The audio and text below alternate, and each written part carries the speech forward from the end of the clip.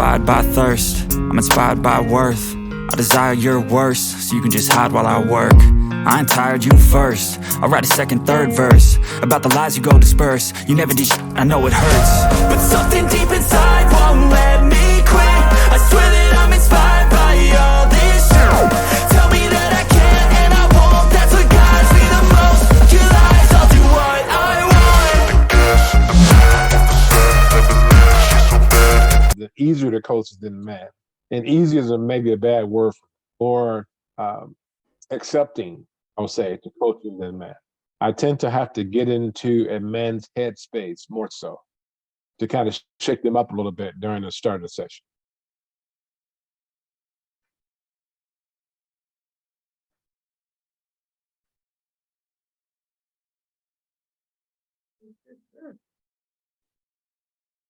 Yeah. Makes a good client?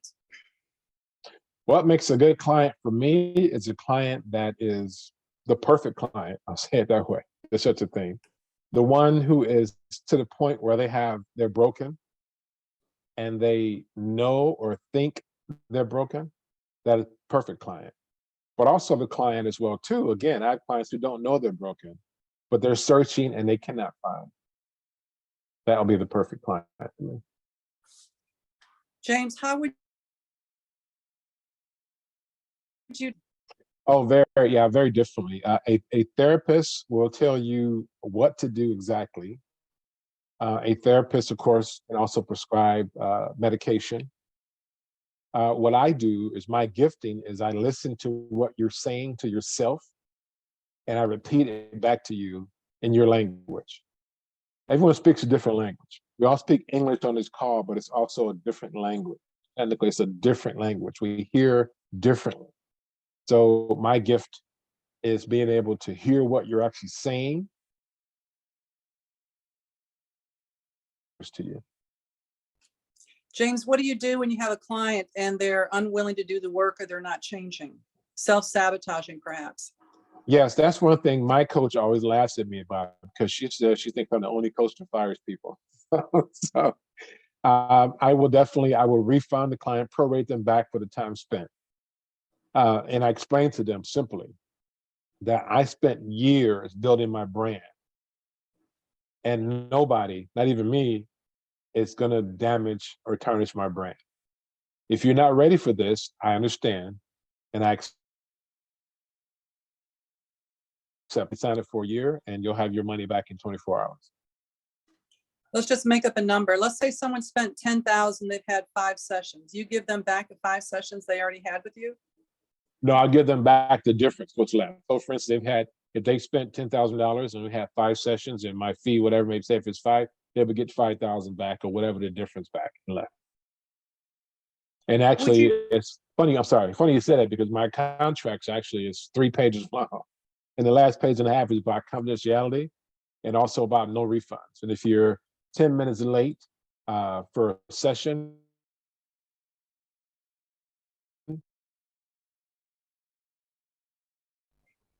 Do you ever think about the patterns of self-sabotage in people, James? Yes, I do. And that's why it's so important for me when our first client approaches me, we spend 45 minutes and I have 10 questions that they ask me during that session. So I can figure out at that point, I'll be able to read, are they just looking for a coach to say they have a coach? Or are they looking to get rid of this pain that they can't figure out? When someone's not being honest with you? Yeah, that's one thing I think that's very important for me because of my faith. My prayer before I speak, before I coach, before there's any kind of interaction with any human being, is I say, Lord, decrease me and increase you. Because if I tell you my opinion, we all be in trouble.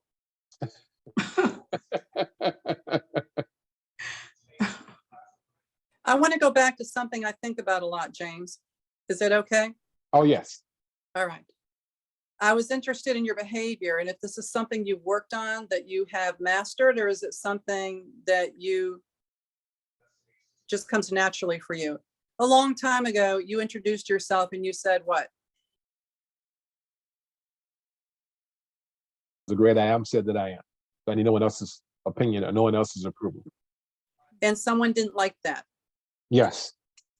yet you didn't seem bothered by it. How do you not take things personally when it may look personal?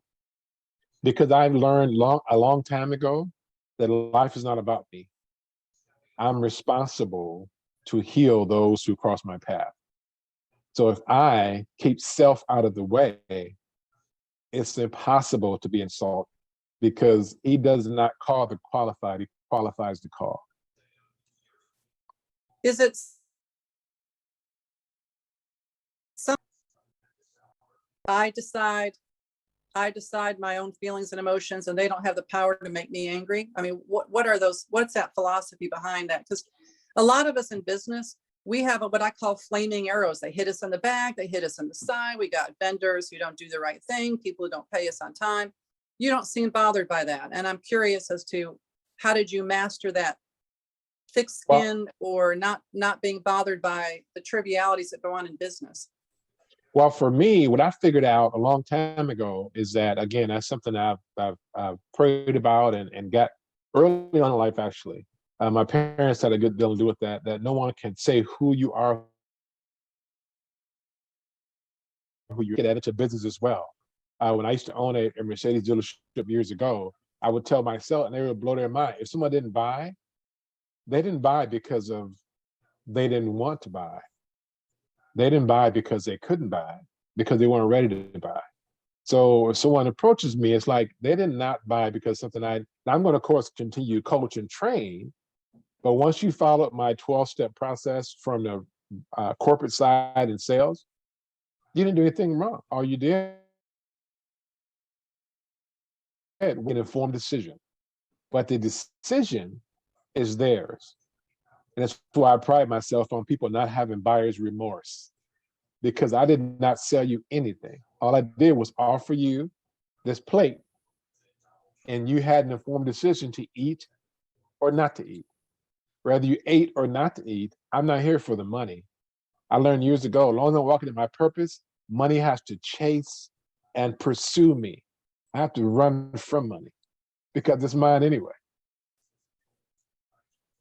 Well, with that in mind, you're talking almost as though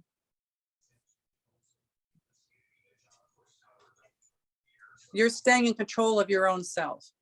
So let's go to people that own businesses and they have to make calls, right? You got to sell your product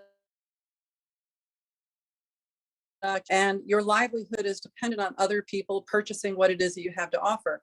And I find that a lot of people, they go ahead and they make that effort, they make money and then they back off. They make money and they back off. It's that cycle.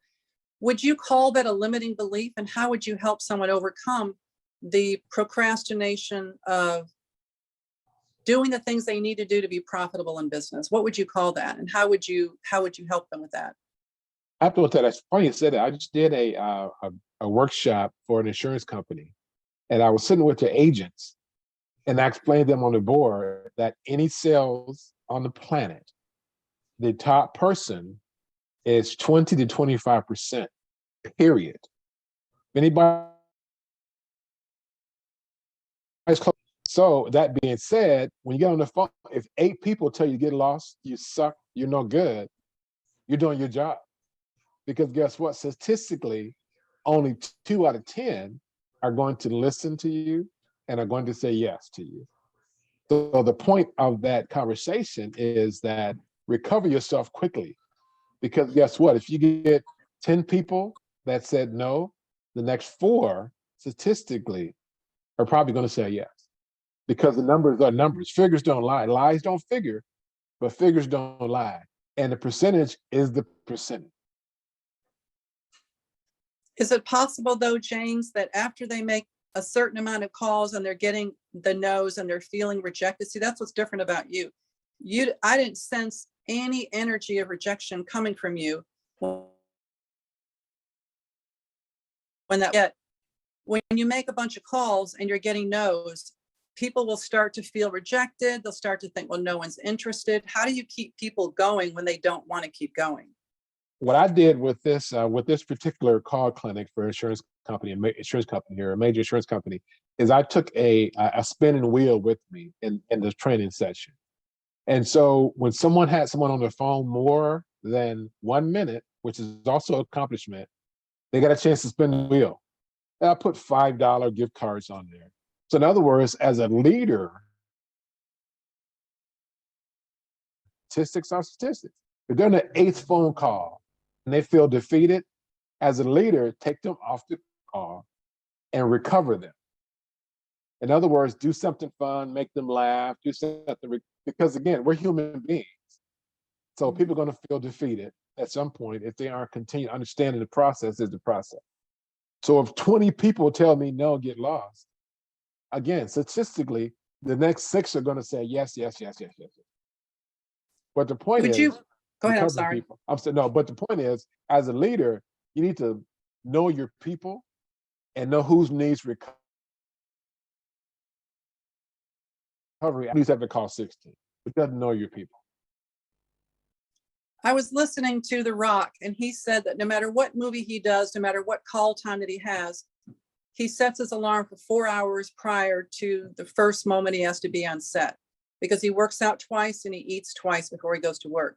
David Coggins, a marathon runner, what he does is when he starts to struggle, he doesn't really like to run. He says, he starts yelling out loud, "You don't know what I'm made of. You don't know who I am. You don't know who I am." He starts having all these self-affirmations.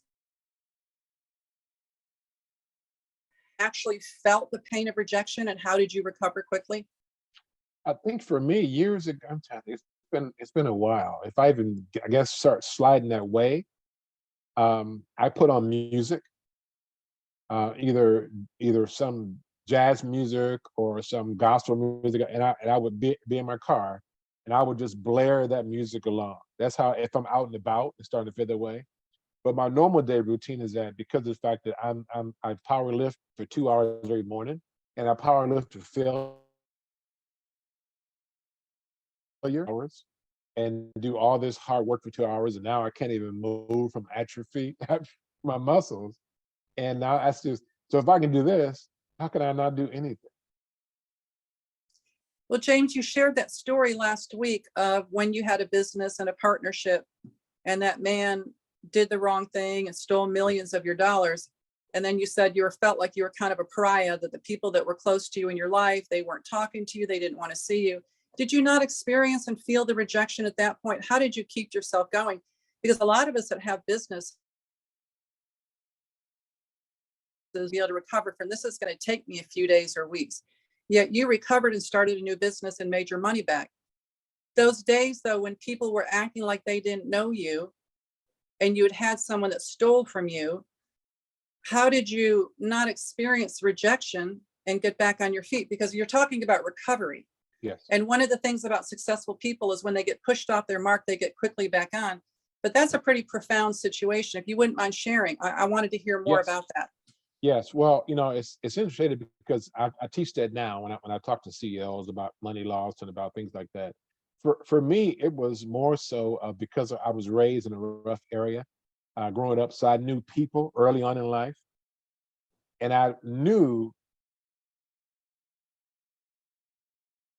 friends there. We call it boys' night out. And I knew that those people didn't really care about me. They were excited about the persona, which Bentley I drove that night, or which G-Class, or what kind of shoe, which new shoe that I have on, or what's the latest suit I had made. That's what they were focused on. So I knew that. So when they were ignoring and not even calling, not even buying, and these people, again, like I said before, they could stroke a check for my stuff and not even skip a beat. But I knew early on that they did not care about me, which is why I do a lot of teaching when I do workshops on putting your circle in category. 14, 15 plus me, 14 people, they were on across the street category for me. And I knew that. And so for me, it was more so, okay, I know who they are. They're not playing a different role. They're playing the role they're supposed to play. And the recovery wise, I had to look myself in the mirror and say, okay, what was my part in this? My part was reading my gift that I had when I was a kid, reading my partner, realizing that he was severely damaged, and ignoring it. Literally making millions of dollars. So, you know, he won't get me because I already know he's coming. But